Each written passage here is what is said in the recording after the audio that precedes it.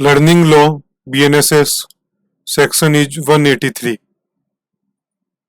Recording of confessions and statements. Any magistrate है ना, कोई भी मजिस्ट्रेट उस डिस्ट्रिक्ट का जहां पे ऑफेंस हुआ है रिकॉर्ड कर सकता है कन्फेशन और स्टेटमेंट्स। ये समझा रखा है सबसेक्शन 1 के अंदर।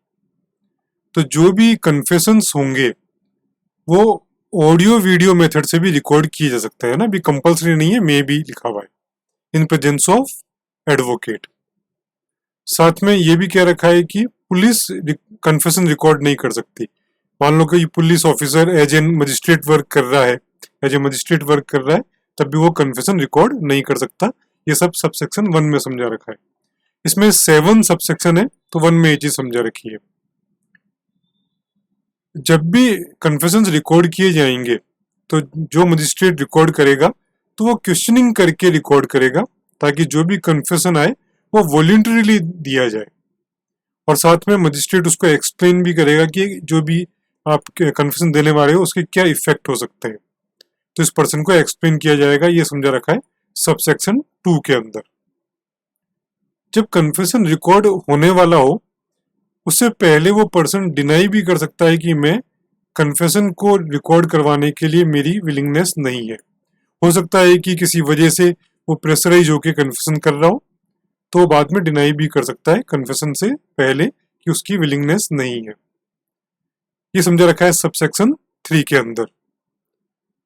यदि वो पर्सन पुलिस कस्टडी से वहां लाया गया है, जब उसने कहा था कि मैं कन्फेशन देना चाहता हूं और बाद में डिनाई कर देता है, तो मजिस्ट्रेट उसको ऑथराइज नहीं करेगा कि वो पुलिस कस्टडी के अंदर वापस भेजा जाए।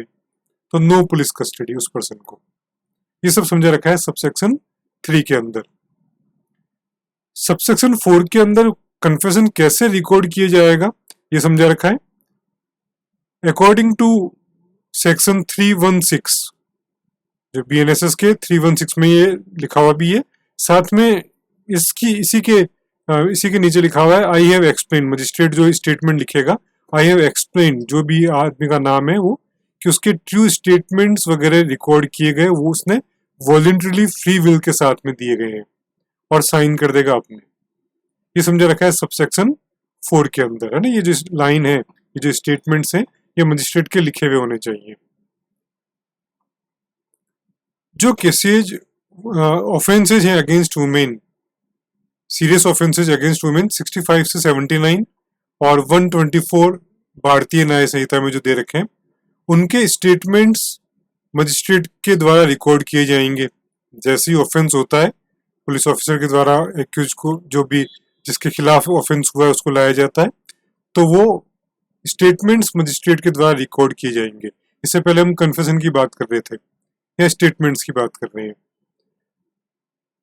सबसेक्शन 5 के अंदर इससे पहले लिखा हुआ है कि स्टेटमेंट्स जो भी होंगे वो ओथ पे होंगे, जो भी स्टेटमेंट्स होंगे वो ओथ में होंगे। ये सबसेक्शन 5 में समझा रखा है। 6 में सीरियस ऑफेंसेज अगेंस्ट वुमेन जो इन सेक्शंस में दे रखे हैं, उनके स्टेटमेंट्स मजिस्ट्रेट के द्वारा रिकॉर्ड किए जाएंगे और प्रेफरेबली वुमेन मजिस्ट्रेट के द्वारा रिकॉर्ड किए जाएंगे, या प्रेजेंस ऑफ वुमेन होनी चाहिए।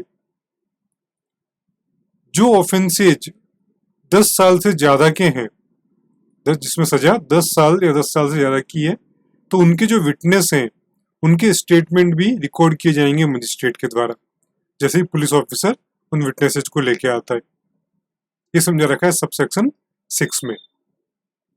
अब बात आ रही है डिसेबल पर्सन की। जो पर्सन टेम्परेरी या परमानेंट मेंटली या फिजिकली डिसेबल्ड है, उसके स्टेटमेंट्स इंटरप्रेटर या स्पेशल एजुकेटर के द्वारा की हेल्प से मजिस्ट्रेट दर्ज करेगा, और वो ऑडियो वीडियो मेथड से भी रिकॉर्ड होंगे, है ना। ये कंपलसरी है, लिखा है सेल ऑडियो वीडियो, ये कंपलसरी है। डिसेबल पर्सन के स्टेटमेंट्स ऑडियो वीडियो मेथड से भी रिकॉर्ड होंगे।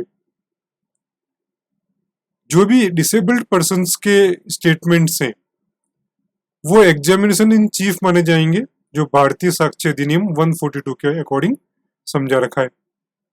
ये सब चीजें सबसेक्शन 6 में दे रखी है। सबसेक्शन 7 के अंदर ये बता रखा है कि मजिस्ट्रेट कोई भी, जैसे हमको मालूम है, कोई भी मजिस्ट्रेट उस डिस्ट्रिक्ट का कन्फेशंस और स्टेटमेंट्स रिकॉर्ड कर सकता है। लेकिन फाइनली जिसके पास में ट्रायल चल रहा है उस मजिस्ट्रेट या जज को उस चीजों को भेजा जाएगा, है ना। जहां भी ट्रायल चल रहा है, चाहे सेशन कोर्ट में चले जाए, मजिस्ट्रेट कोर्ट के अंदर चले, तो वहां पे इन स्टेटमेंट्स और कन्फेशन को भेजा जाएगा। ये समझा रखा है सबसेक्शन 7 के अंदर। तो बड़ा इंपॉर्टेंट सेक्शन है 183, recording of confessions and statements.